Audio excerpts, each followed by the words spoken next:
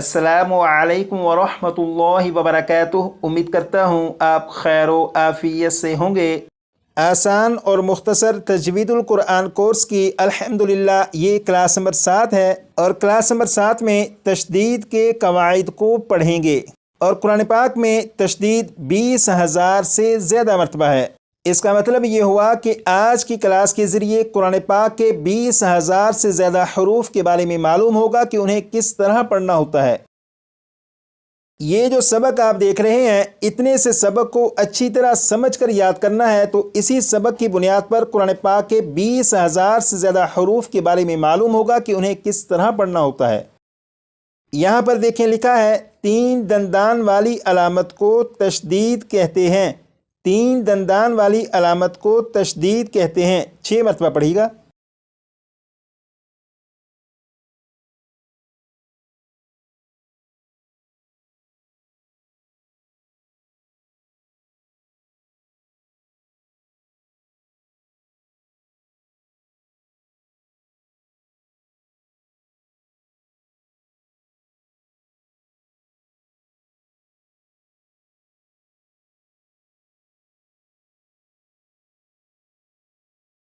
यहाँ पर आपने पढ़ा 3 दंदान वाली अलामत को तशदीद कहते हैं।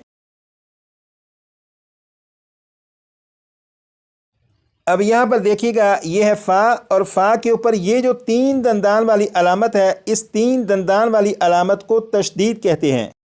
और यहाँ पर तशदीद के ऊपर एक दूसरी अलामत है, ये अलामत ज़बर है। ये ज़बर अलहदा अलामत है। हमारा जो सबक है वो तशदीद के ताल्लुक़ से है, इसलिए ये जो 3 दंदान वाली अलामत है ये तशदीद है। इसे अब आप देखिएगा और देख कर पढ़िएगा।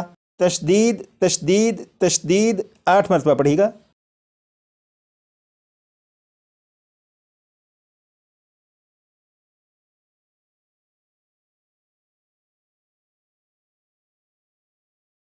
ये जो तशदीद है, ये तशदीद कुरान पाक में 20,000 से ज़्यादा मरतबा है।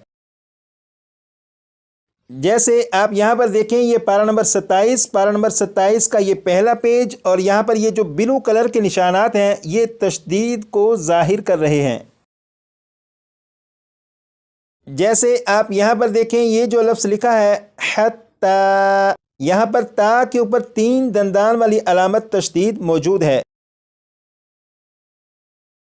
इसी तरह ये जो लफ्ज़ है मिन, इस लफ्ज़ में मीम के ऊपर 3 दंदान वाली अलामत तशदीद मौजूद है।